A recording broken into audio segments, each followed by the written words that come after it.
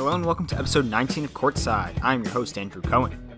Courtside is a podcast dedicated to all things sports. In today's episode, I will give my full NFL playoff predictions. So sit back, relax, and take a seat. Courtside.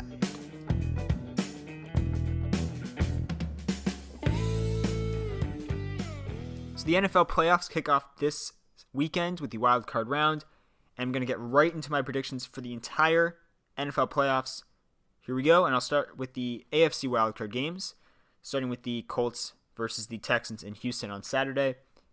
And I'll say it right off the bat, I like the Colts in this game. Week 14, the Colts traveled to Houston, defeated the Texans 24-21. And not only did the Colts beat Houston, despite what the score says, I don't think it was really all that close. Luck had 27 completions for 400 yards, 2 touchdowns, and an interception. Deshaun Watson also had 27 completions, the same amount as Luck, but only had 267 yards and a touchdown that came late with just over 2 minutes to go. But up until that score, he had been bottled up all game by that Colts defense. But there's more, and this is kind of the part that is the most important part when I'm looking at this game and trying to pick who's going to win. The Texans' leading receivers for that game: tight end Ryan Griffin with 80 yards, Demaryius Thomas with 48 yards, and Jordan Akins, Jordan Akins? No idea who this guy is. Never heard of him before. 40 yards. And then you finally have DeAndre Hopkins, star receiver, 36 yards and a late touchdown. 4 catches on the day. So, but look at the guys above Hopkins. The 3 guys above DeAndre Hopkins. Ryan Griffin only had 24 catches this entire year. So, about 20% of his entire production came in this game, reception-wise. Demaryius Thomas is out for the year with a torn Achilles. And Jordan Akins, again, I had to look this guy up. I had no idea who this player was. 2 catches in the last 3 weeks total, 17 in the entire season. Most of those coming in the first 4 to 5 weeks with injuries across the board. So here's my point. If the Colts shut down Hopkins in that game and they're able to shut him down again, who's Watson going to throw to? I mean, he really doesn't have any other receivers. Will Fuller went down. Demaryius Thomas went down. None of the other guys are really that reliable. So that's kind of the key thing for me. But also, everybody makes this big deal about the Texans defense and how tough it is, and they get sacks, and they get interceptions, they force turnovers. They only had 2 sacks in this game. The Colts had 5. Now, I'm not saying the Colts defense is better than the Texans, and a lot of that has to do with the offensive lines of the two teams, which is another big part of this game. But the Colts defense outperformed the Texans defense. The Colts offense outperformed the Texans offense in Houston. The Colts also earlier in the year should have beaten the Texans had they not gone for it on 4th down, or I forget how that game exactly went, but they were in position to win that game. Either way, I'm taking the Colts. All right, other AFC game of the wild card round, we got Ravens versus Chargers, and similarly to the Texans and Colts, these two teams just squared off a couple weeks ago. And you know what? The Ravens went into Los Angeles, onto the Chargers' home field, which, to be quite honest, isn't much of a home field advantage, but they went into LA and beat them in just about every facet of the game. Offense, defense, special team, it was all Baltimore. But here's what concerns me for the Ravens. Lamar Jackson only had 12 completions all game. And no player had more than 2 receptions besides tight end Mark Andrews, no player had more than 27 receiving yards. And oh yeah, Lamar Jackson only had 39 rushing yards, which is by far his lowest total of the year on the ground. His second lowest rushing output was 67 yards. So that just goes to show how well the Chargers defense actually played in this game, despite losing. But here's the problem for the Chargers. They didn't do anything offensively. They were worse than the Ravens offensively, despite those numbers that I just mentioned. They only put up 10 points at home. And yeah, the Ravens defense is really tough. It's the best in the AFC. But to put up 10 points at home when you have 3 really good receivers in Mike Williams, Keenan Allen, and Tyrell Williams. You have an elite running back in Melvin Gordon. You have, in my opinion, what probably end up being a future Hall of Fame quarterback in Phillip Rivers. How do you put up 10 points at home? That's embarrassing. In a big game, too. If they won that game, they'd be the 1 seed in the AFC right now. So, putting up 10 points at home, I just don't think they can go to Baltimore and do much better offensively than they did the first time. And they're going to need to score some points to win this game. So I'm picking Baltimore. All right, let's move on to the NFC, starting with the 5 seed Seahawks going up against the 4-seed Cowboys in Dallas. Now, like these two, the AFC matchups that I talked about, these two teams have already played each other. But that matchup was in September. Really not much you can take from it. So I'm just kind of going to ignore it. Here's what I'm going to say about the Cowboys. So everyone's making this big deal about Amari Cooper. They're 7-2 since he got to Dallas. You know what I think, though? I think it has less to do with Amari Cooper and way more to do with Ezekiel Elliott.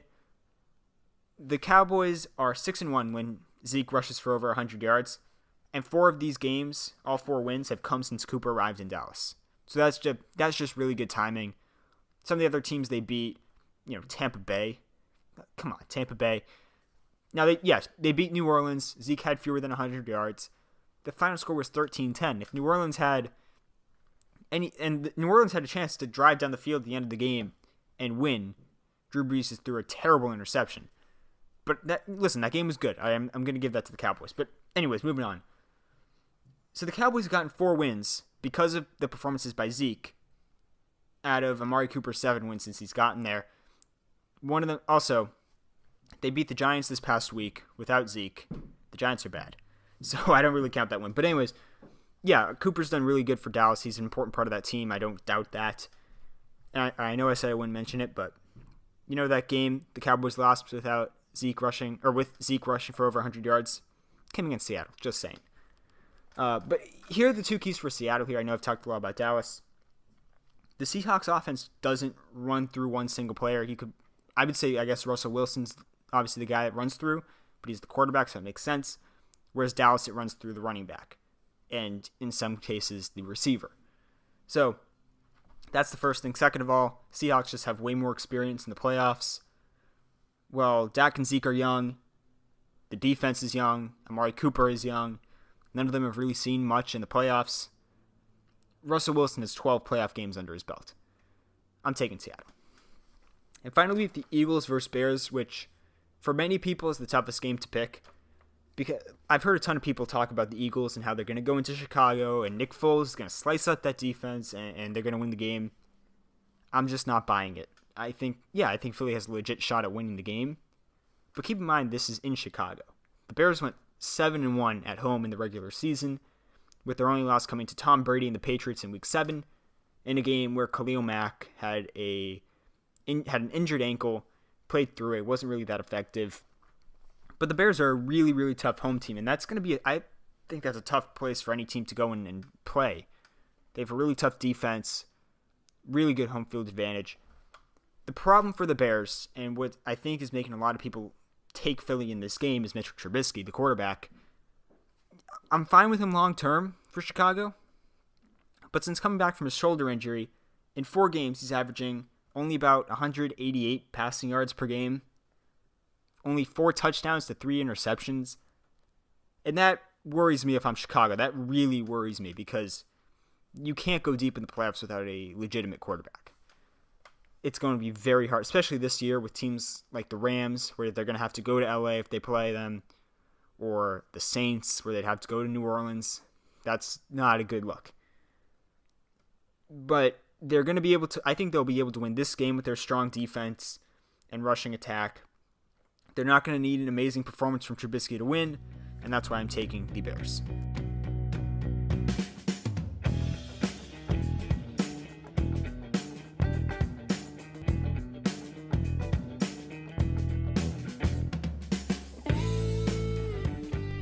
All right, let's move on to the divisional round, and I'll start off with the Colts versus the Chiefs.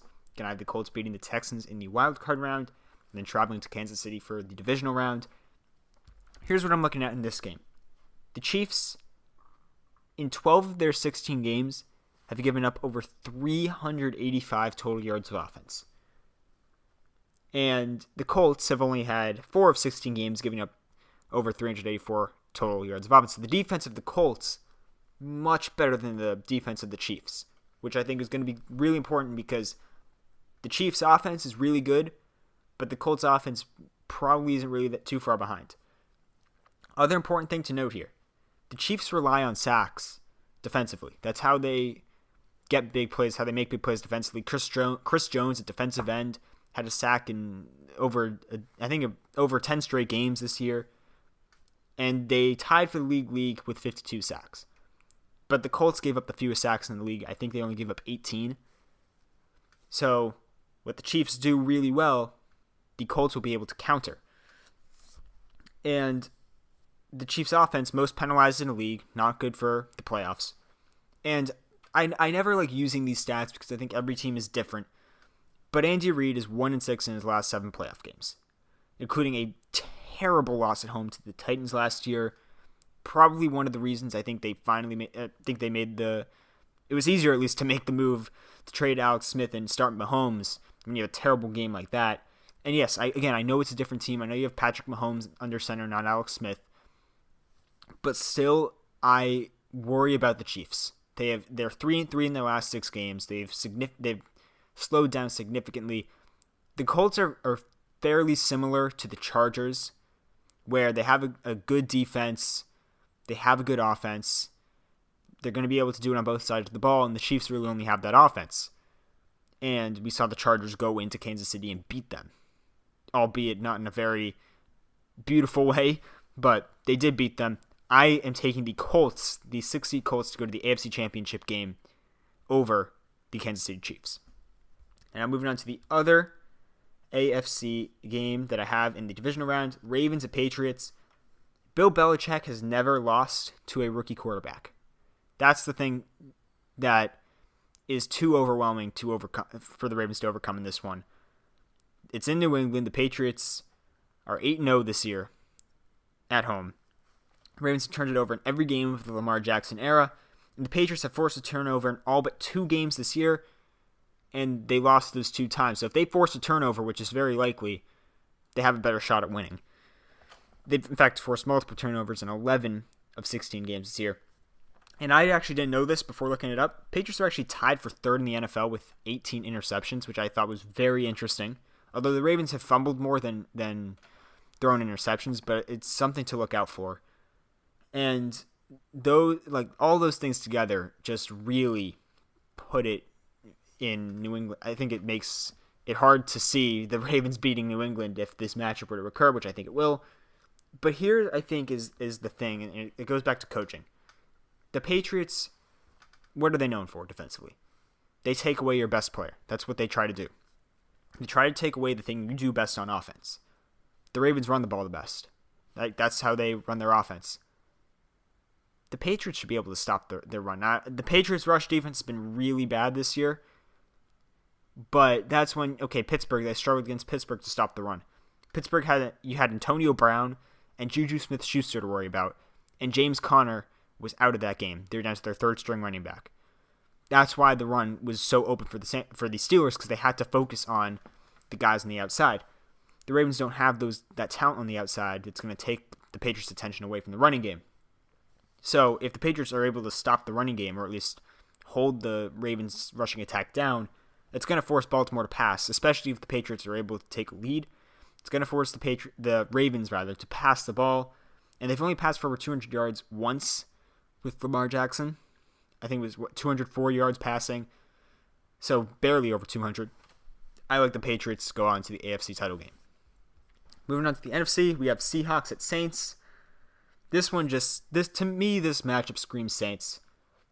Now, I will say they had more than 370 total yards of offense, 7 out of the first 10 games, but they haven't had at least 370 yards since. They've only had 370 yards once since. So the offense is kind of taking a step back as the year's gone along, but the defense has improved. Their loss to Tampa Bay week 1, no one really counts. Their loss in week 17 to the Panthers, no one really counts. The loss to the Cowboys, yeah, it was a bad game, but teams are bound to have 1 or 2 bad games throughout a season. So I guess you could say, they lost 2 games at home. They were the 2 games that I think people would say matter the least, the first and the last game. The first game is the toughest game to win, usually, because you have no idea what your team's going to look like. The last game, they benched all their starters, including Drew Brees. They really didn't stand a chance in that game. It didn't matter. The Seahawks are only 4-4 on the road, though. That's not very good. I think the defense is going to struggle to stop Drew Brees in the Saints offense. But here, I actually found this really interesting. Russell Wilson has thrown for over 250 yards only 3 times all year. he's been really efficient. I think 35 touchdowns to 7 interceptions, so he's been really efficient. And that's good enough to beat the Cowboys when you can run the ball and you don't have to throw it a ton. I don't think that's enough to keep up with the Saints, though, who have all right, they average 80.2 rushing yards against per game. Second fewest in the league, behind the Bears, who average 80. So just about tied for first in the league in rushing defense. Now, the Seahawks have the best rushing offense, 160 yards per game. So it'll be interesting to see how those two sides combat each other in this one. But I just think the Saints at home, it's going to be too tough for the Seahawks to come out with the win. I like New Orleans to get to the NFC Championship. And the final game for me in the NFC divisional round, Bears at Rams. And the Bears and Rams played a couple weeks ago, and it's tough to take a lot from that game. But I just look at it, and it's too overwhelming. The stats from this game, too overwhelming. Jared Goff was terrible in that game. Todd Gurley was terrible in that game. Sure, the Rams defense was fine, but you're playing the Bears offense and Mitchell Trubisky. But the Bears ran all over them. Jordan Howard had over 100 yards. Tariq Cohen had his most rushing yards of the season. I think he had 77 or something. Trubisky actually outperformed Jared Goff. Again, going back to Gurley, 11 carries for 28 yards. That's not good. I think they only had 52 rushing yards in total. Bears had 3 sacks to the Rams 1. Now, that was in Chicago, though. That's what we have to keep in mind. This game will be in Los Angeles. Gurley, who's missed the past, he's missed the past few games. 2 games, plus they had the bye week recently, so he's only played once in the last month. He'll be healthy, he'll be rested. But overall, the Rams they're beat up, they're fatigued, they don't have a lot of depth. And they've really slowed down since beating Kansas City. They have not been the same team offensively since that Kansas City game. And going back to the depth part, the Bears do have depth. And listen to this. This is the part of this that is so overwhelming for me. And I really wanted to take the Rams. I really did. The Rams have had at least 339 total yards of offense in every game this year, except for one, against Chicago. They only had 214. Over 100 fewer yards against Chicago than any other opponent this year. And that was enough for me. When I saw that, coupled with everything else, it was just too much. And on top of the Bears, will be coming off a strong win against the Eagles in the wild card round, whereas the Rams have been sitting around for a week. Now, I do think the bye week is beneficial, but the Bears will be rolling a little bit more. The Rams are crawling to the finish. I think the Bears are getting a little bit stronger here. I'm taking the Chicago Bears over the Los Angeles Rams.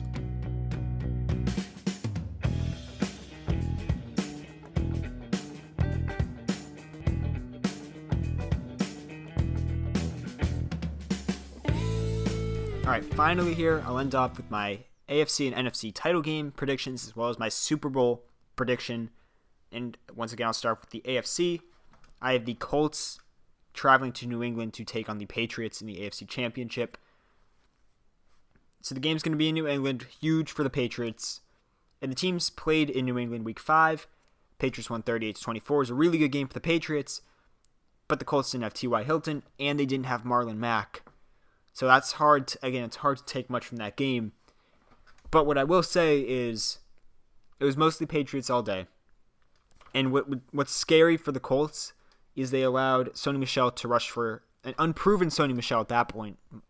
Furthermore, he rushed for 98 yards on 18 carries against them. And if the Patriots are able to establish the run in this game, the offense is going to function at a high level, leading to what I think will be a Patriots victory. Also, something to keep in mind, the Colts have lost 8 straight times to the Patriots, including twice in the playoffs.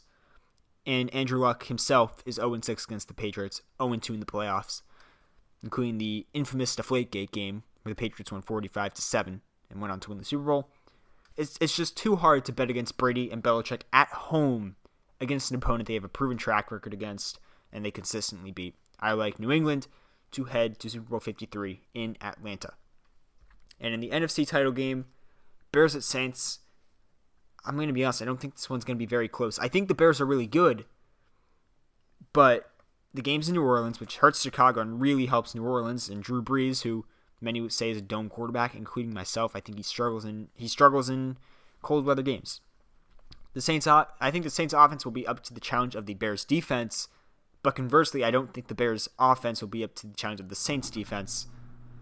The Saints shut down the running game, which is the strength of the Bears offense, which that's not good. Again, it's similar to the Seahawks, right? Seahawks have a really good rushing offense. They don't pass the ball. They're efficient in the passing game, but they're not very effective overall. And the Saints are going to shut down what they do best. It's just a really good matchup for the Saints. Sean Payton and Drew Brees are just way more experienced than anybody on the Bears side of things. Matt Nagy, a rookie head coach, is going up against a veteran in Sean Payton. Mitchell Trubisky, a second-year quarterback, is going up against Drew Brees, who has 18 years under his belt, has an argument for the MVP. I think the Saints win this one pretty easily. And finally, the Super Bowl, Patriots versus the Saints. I'm taking the Saints. The Patriots need to establish a running game for their offense to play well. It's been proven really for most of this year. From what I've watched, and I've watched every Patriots game, they need a good running game to have a good day offensively for the most part. Saints shut down the run. Again, it's a good matchup for the Saints. They have just a really overall good defense, strong defense that should be able to stop the Patriots. Now, I know there have been times this year where the Saints defense hasn't looked great, but you have to keep in mind with all these teams have to have a good rushing attack to have a good game. The Saints shut down the run once again. Now, maybe what you're thinking here is, well, what about the Ravens? Can't they shut down the Patriots too? So why are the Patriots even here? Again, the key against the Ravens will be New England's defense, which should be able to slow down Lamar Jackson and Gus Edwards, Michael Crabtree, Willie Snead, John Brown. Like those guys, they should be able to stop. It will be much harder to stop Drew Brees, Michael Thomas, Alvin Kamara, Mark Ingram. Once again, similar to the Bears game, it's going to be indoors. Drew Brees is a really good indoors quarterback. Obviously doesn't really hurt or help Tom Brady, but being indoors really helps the Saints. Drew Brees had a much better year than Tom Brady. You can't really deny that. And to me, it's pretty simple. Saints have a better offense and a better defense than the Patriots. So overall, I'm going with the Saints to win Super Bowl 53 in Atlanta. Thank you so much for tuning into this edition of Courtside. Join me next time, where I'll talk about the NFL playoffs as well as the current state of the NBA. And as usual, remember to subscribe to the podcast wherever you may be listening, and follow the podcast on Twitter. Link will be in the description. Signing off, this is Andrew Cohen. I will see you next time.